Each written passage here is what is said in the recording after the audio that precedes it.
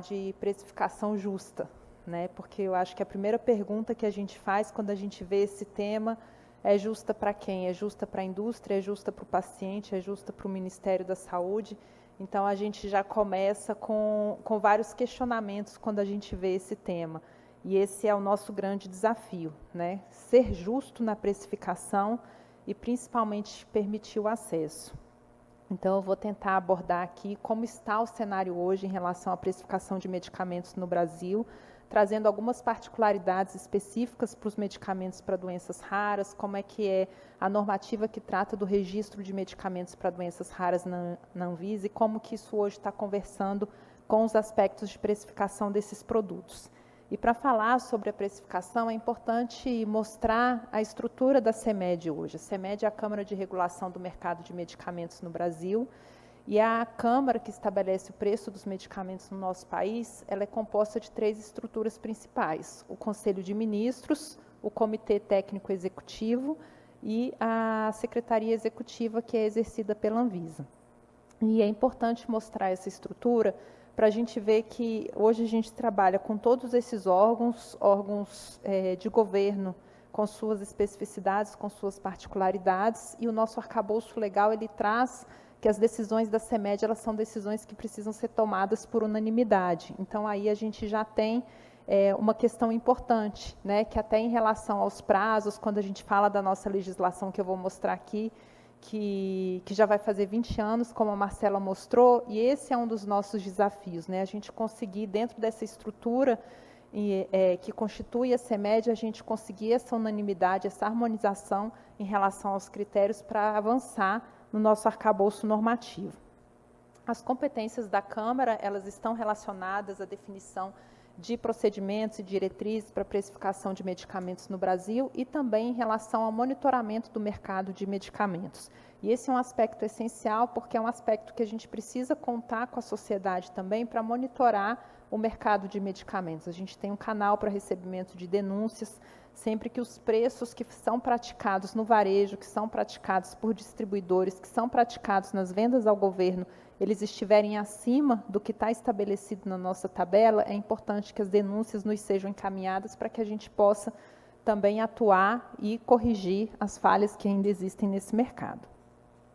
E quais são as etapas? A Marcela já mostrou também, então eu vou passar rapidamente aqui, em relação às etapas que são necessárias para que o medicamento possa finalmente chegar ao seu acesso, que é o mais importante, né? A gente trabalha para isso, para que o paciente possa ter acesso ao medicamento que seja de qualidade, que seja seguro e que seja eficaz. Então, primeiro tem as etapas de pesquisa e desenvolvimento, que já é um desafio grande. Hoje as empresas estão investindo muito no desenvolvimento de tecnologias que a gente chama de breakthrough, tecnologias inovadoras, tecnologias cada vez mais especializadas para grupos nichados, para grupos muito específicos de pacientes. E nesse cenário, os dados apresentados em um congresso do IQVIA no início desse ano, eles mostram que menos de 7% dos medicamentos que iniciam essas etapas aqui de pesquisa e desenvolvimento, eles vão chegar na sua fase 3 de estudos clínicos. Então, aí já tem um grande risco que a indústria farmacêutica corre quando ela inicia um processo de desenvolvimento sem ter a garantia de que aquele produto vai chegar na fase 3. E os que chegam na fase 3 ainda têm cerca de 50% de chance de terem resultados favoráveis nesse estudo de fase 3.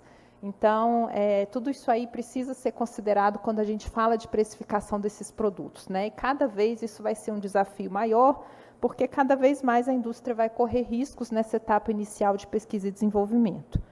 Passando por essa fase, tendo resultados favoráveis nos estudos clínicos de fase 3, o medicamento ele é submetido a registro na Anvisa, em que a agência vai avaliar a qualidade, a segurança e a eficácia desse medicamento.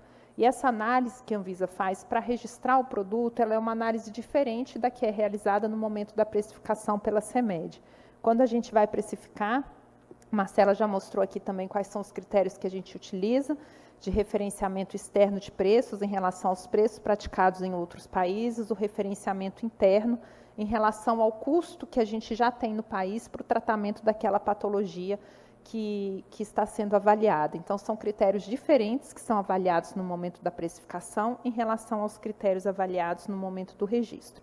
E ainda depois, para avaliação da incorporação pela Conitec, já é realizada uma análise de custo-efetividade, que também é uma análise diferente da realizada para o registro ou da realizada para a precificação.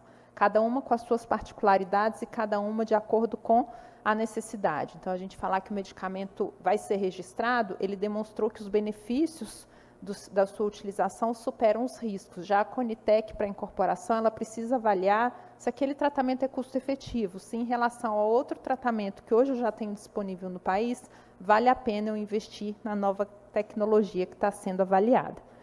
Aqui são as mesmas etapas para o medicamento chegar à população, só enfatizando as etapas do pós-mercado, as etapas de monitoramento, porque toda essa análise ela não termina quando o medicamento é disponibilizado à população. A gente precisa continuar monitorando, avaliando os aspectos de farmacovigilância, avaliando os dados de segurança, avaliando o mercado também em relação à prática do preço desses medicamentos, para que ele possa manter o seu perfil favorável de benefício-risco e para que ele possa também ser comercializado de acordo com as regras que foram definidas. Falando aqui do acesso aos medicamentos para doenças raras, as etapas que a gente passa para registrar esses medicamentos, o processo começa com uma reunião de pré-submissão, é uma norma da Anvisa RDC 205 de 2017, que traz essa necessidade para que a gente possa conhecer aquele medicamento previamente à submissão dos dados pela empresa. Tudo isso com o intuito de dar celeridade à análise do dossiê de registro. Depois acontece o pedido de registro à Anvisa, em que a norma de registro de medicamentos para doenças raras, ela tem um prazo muito menor do que o prazo que a gente tem para o registro de outros medicamentos que não são destinados ao tratamento de doenças raras. E, por sua vez, também os prazos do setor, os prazos da empresa para apresentar cumprimentos de exigência para a Anvisa também são menores, para que todos trabalhem por esse resultado final, que seria a disponibilização mais célere desses medicamentos. Já falando do conjunto, né, do ambiente sistêmico que é necessário para que o medicamento seja acessível, além do registro na Anvisa, a gente tem a precificação, como eu coloquei, as etapas de incorporação pela Conitec ou pelo sistema de saúde suplementar. E aqui eu destaco também algumas particularidades que a gente precisa discutir e que a Marcela abordou também, relacionadas à judicialização da saúde, relacionada à necessidade de estabelecermos algum mecanismo para favorecer o acesso da população a esses produtos. Como é que o nosso sistema de saúde vai lidar com essas tecnologias? Que antes a gente falava de alto custo, porque eram os medicamentos biológicos que tinham custo de milhares, né, R$200 mil, R$300 mil, eram os medicamentos mais caros há alguns anos atrás. E agora, com as terapias avançadas, as terapias gênicas, a gente está falando de produtos que custam milhões. Então, como é que o nosso sistema vai sobreviver, vai conseguir dar acesso a esses produtos? Que mecanismos a gente vai poder utilizar para isso? Eu estava lendo um documento do Judiciário em relação à judicialização da saúde, e ele mostra alguns dados que nos fazem refletir sobre isso, né? O que o país gastou com judicialização da saúde em 2021 para fornecer um único medicamento, que foi o Zolgensma, uma terapia gênica, equivale a todo o orçamento da farmácia popular. Esse medicamento ele foi fornecido a 48 pacientes, se não me engano, por judicialização, e é o orçamento da farmácia popular de um ano, que trata milhões de pacientes, né? E todos precisam ter acesso. Não há nenhum julgamento de valor ou de mérito nesses dados, mas são dados que nos fazem refletir em como a gente consegue garantir a sustentabilidade desse sistema. O nosso modelo de precificação hoje no país, ele foi estabelecido em 2004, então com certeza foi estabelecido em um cenário em que a gente não tinha ainda medicamentos biológicos, a gente não tinha terapias gênicas. O nosso mercado farmacêutico ele era formado principalmente de medicamentos sintéticos. E hoje, nessa nova realidade de medicamentos de custo muito mais alto, a gente precisa sim avançar nos nossos mecanismos, no nosso modelo de precificação, para que a gente possa contemplar essas inovações que surgiram nos últimos anos. Então, o nosso modelo hoje, estabelecido pela Resolução número 2 de 2004, que está em processo de revisão, e eu vou mostrar mais adiante, ela estabelece 6 categorias para precificação de medicamentos no Brasil. Quando a gente fala de medicamentos novos, que normalmente são os medicamentos para doenças raras, a gente está falando de medicamentos da categoria 1 ou da categoria 2, que ou ele vai ser precificado de acordo com um preço de referência internacional, e aí a gente utiliza uma cesta de países definida na resolução, e o nosso preço não poderá ser superior ao preço estabelecido nesses países de referência, ou a gente utiliza como base o custo de tratamento, em que eu vou comparar o custo de tratamento com a nova tecnologia com o custo de tratamento que eu já tenho no país para aquela mesma patologia. Então, esses são os dois principais critérios que eu utilizo para precificar esses medicamentos novos. Algumas lacunas regulatórias que a gente tem hoje nesse modelo de precificação, principalmente quando a gente fala de doenças raras. O modelo regulatório da Anvisa para o registro desses medicamentos, ele evoluiu, tanto por meio da RDC 205 de 2017, que trata de doenças raras, quanto por meio da RDC 753, mais recente, que trata do registro de medicamentos sintéticos, medicamentos novos, e que traz a possibilidade de apresentação de outros tipos de evidências clínicas para o registro desses medicamentos. Então, essas normas já permitem a apresentação de evidências de mundo real, apresentação de estudos ponte, apresentação de dados de literatura, e vão, então, além daquele modelo de apresentação de estudos clínicos de fase 3, que ainda está estabelecido na nossa norma de preços. E é por isso que a gente precisa trabalhar na revisão da normativa de precificação de medicamentos para que essa norma converse com os critérios de registro. Se para registro eu aceito dados de literatura, eu aceito dados de vida real, eu preciso que no modelo de precificação eu também aceite esses dados, porque senão não tem como a empresa, ok, eu apresentei os dados, eu consegui registrar o meu medicamento, mas eu não consigo precificar com esses mesmos dados que foram utilizados para registro. E é nessa linha que a gente tem trabalhado na revisão dessa resolução. Falando de doenças raras, eu não vou entrar em detalhes nos dados, mas é importante chamar a atenção da quantidade de pacientes, não só no Brasil, mas no mundo, que têm essas doenças, que precisam ter acesso a esses tratamentos. Normalmente são pacientes pediátricos, o que nos traz mais uma particularidade, são estudos clínicos mais difíceis de serem realizados, mais difíceis de terem a demonstração dos desfechos de eficácia e muitas vezes com dificuldade de diagnóstico também. Então, quando a gente fala que o medicamento para doença rara, a terapia gênica, precisa ser dada ao paciente até os 6 meses de idade, muitas vezes nos 6 meses o paciente ainda não tem nem o diagnóstico, né? Então, quando ele tem o seu diagnóstico, ele já passou da idade em que ele teria a melhor situação para utilizar aquela terapia gênica. Tudo isso faz parte desse arcabouço da discussão da precificação desses produtos, né? E preciso destacar também a evolução do nosso país na realização de estudos clínicos com essas terapias gênicas, o que nos traz uma esperança de que esses produtos possam ter uma redução de custo aí no futuro, espero que breve. Em relação à precificação das terapias avançadas, que é como a Anvisa chama esses produtos de terapia gênica, como é que a gente está trabalhando hoje com esses produtos? A gente tem já 5 medicamentos registrados como terapias avançadas na Anvisa e todos foram classificados em termos de precificação como casos omissos.